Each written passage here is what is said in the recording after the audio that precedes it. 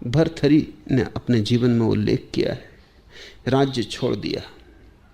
और राज्य ऐसे ही नहीं छोड़ दिया था, बड़ी परिपक्वता से छोड़ा था, जान के छोड़ा था। भोगा था जीवन को, और जीवन के भोग से जो पीड़ा पाई थी और जीवन के भोग में जो व्यर्थता पाई थी, उसके कारण छोड़ा था। लेकिन तब भी छोड़ते छोड़ते भी धुएं की एक रेखा भीतर रह गई होगी। जीवन जटिल है, परत दर परत अज्ञान है। एक परत पे छोड़ देते हो, दूसरी परत पे प्रकट होना शुरू हो जाता है। सब छोड़कर जंगल में संन्यास्त होकर भर्तृहरि बैठे, अपनी गुफा में बैठे। एक पक्षी गीत गुनगुनाया, आंख खुल गई। पक्षी को तो देखा ही देखा, राह पर पड़ा एक चमकदार हीरा दिखाई पड़ा। अनजाने कोने से, अचेतन की किसी पर्स से जरा सा लोभ सरक गया, जरा सा हल्का झोंका, पता भी ना चले। भर्तृहरि को ही पता चल सकता है, जो कि बड़े जीवन को समझ के बाहर आया था। जरा सी कंपन हो गया, लो हिल गई भीतर, उठा लूं। फिर थोड़ी हंसी भी आई, इससे भी बड़े बड़े हीरे जवाहरात छोड़कर आया और अभी भी उठाने का मन बना। बहुत कुछ था, बड़ा साम्राज्य था। ये हीरा कुछ भी नहीं, ऐसे बहुत हीरों के ढेर थे। वो सब छोड़ आया और आज अचानक इस साधारण से हीरे को राह पर पड़ा देखकर मन में ये बात उठाई, खूंटियां छोड़ने से लोभ नहीं छूटता, महल छोड़ देने से भी लोभ नहीं छूटता, धन के अंबार त्याग देने से भी त्याग नहीं हो जाता, क्योंकि भीतर। मगर भर्तृहरि बड़ा सचेत,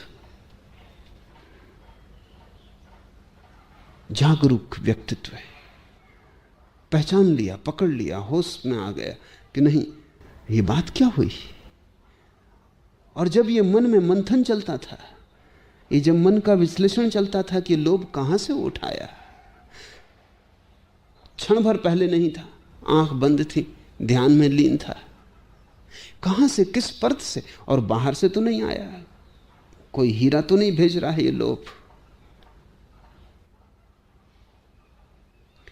इस विश्लेषण में लगे थे, तभी देखा कि दो घुड़सवार दोनों तरफ से राह पर आ गए और दोनों की नजर एक साथ हीरे पे पड़ गई। दोनों की तलवारें बाहर निकल आईं। दोनों सैनिक, राजपूत हैं।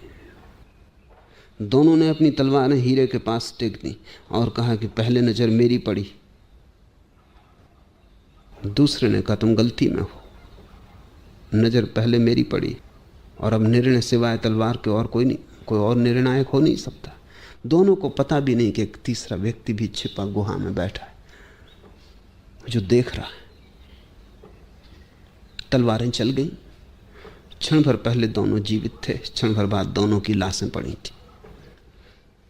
हीरा अब भी अपनी जगह था, न रोया न पछताया, न चिंतित न बेचैन, जैसे कुछ हुआ ही नहीं। हीरे को क्या हुआ। लेकिन भर्तृहरि को बड़ा बोध जागा, हीरा अपनी जगह ही पड़ा रहेगा। हम आएंगे और चले जाएंगे, हम चलेंगे संसार में और विदा हो जाएंगे। हीरे हमारे लिए पछताएंगे ना, न विदा देते समय एक आंसू उनकी आंखों में झलकेगा, न हमें देखकर वे प्रसन्न। सब अपना ही मन का खेल है, हम ही टांग लेते। देखकर ये घटना भर्तृहरि ने फिर आंख बंद कर ली और इस घटना ने भर्तृहरि को बड़ा बोध दिया। सब पड़ा रह जाएगा, न तुम लेकर आते हो न तुम लेकर जाते हो।